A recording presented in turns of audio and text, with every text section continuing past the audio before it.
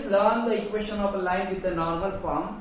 Suppose a non-vertical line is known to us with the following data. For example, if the length of the perpendicular from the origin to the line is given and the angle made by the perpendicular with the positive axis is given, then what will be the equation of a line, which we will learn here in this video. So let us write that let L be the line whose perpendicular distance from the origin O is OA equal to P, and angle made by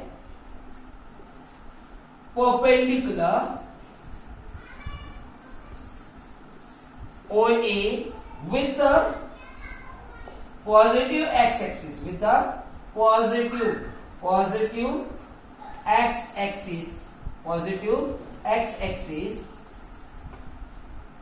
angle XOA, that is angle XOA equal to omega.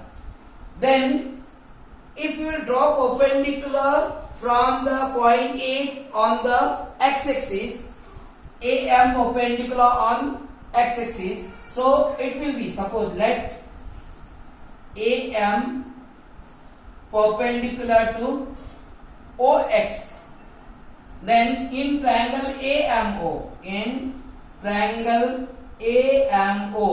this will be right angle triangle. In right angle triangle, we can find OM and AM by using cos omega and sin omega, because cos omega equal to, we will get here base. Suppose this is the acute angle, this is right angle, so opposite sides of acute angle will be perpendicular, so obviously this will be base. So cos omega will be what? Base upon hypotenuse.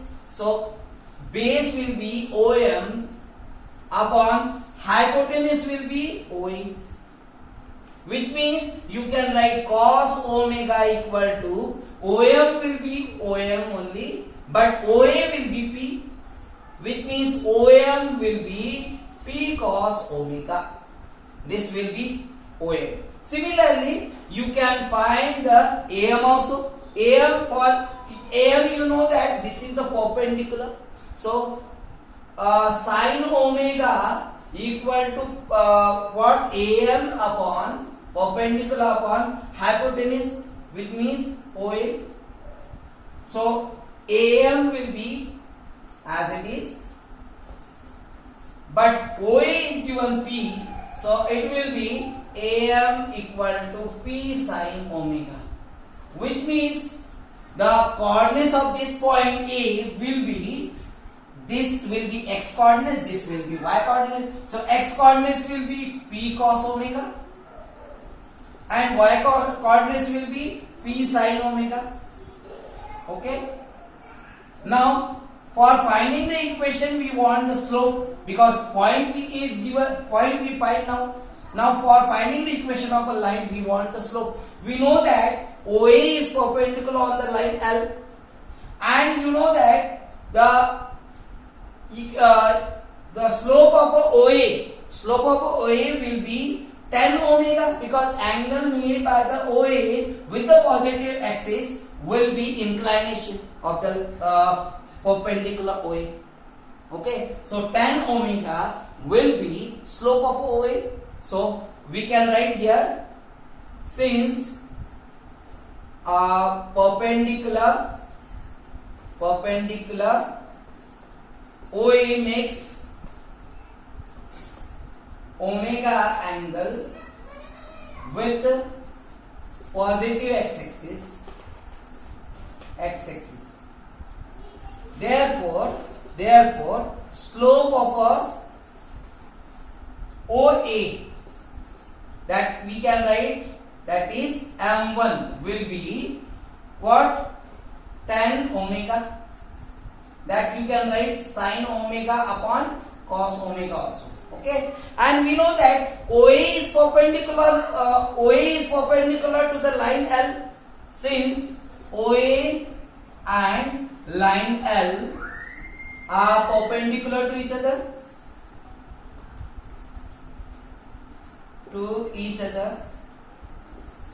therefore slope of a line L will be, or slope of a line OA into line L will be equal to -1, which means slope of a line L will be -1 upon slope of a perpendicular OA. So we can write slope of a line L, that is M2, will be -1 upon tan omega, or we can write -1 upon slope of a line perpendicular OA, which means slope of a line L will be -1 upon tan omega, and tan omega you can write sin upon cos, so it will be -1 upon sin omega upon cos omega, which will be inverse. We will make it inverse, so it will be minus cos omega upon sin omega. Okay, that will be slope of a line L. Now we have slope of a line L and the point from where it is passing the line, that is given. So we can use point slope form. So point slope form. Therefore, point slope form of the line L will be y minus y1. So y1 will be what? P sin omega. P sin omega equal to, this is we can write equation y minus y1 equal to m into x minus x1. So y minus y1 means y minus p sin omega, and m is we got here minus cos omega upon sin omega into x minus x1 means x minus x1 will be what? P cos omega. P cos omega. We can cross multiply. We can cross multiply with the sin omega. So it will be, we can rub this. So we can write it this sin omega into y minus p sin omega equal to minus cos omega into x minus p cos omega. Okay, so we can multiply inside, so it will be sin omega into y minus p into sin square omega equal to minus cos omega into x plus minus minus plus p cos square omega.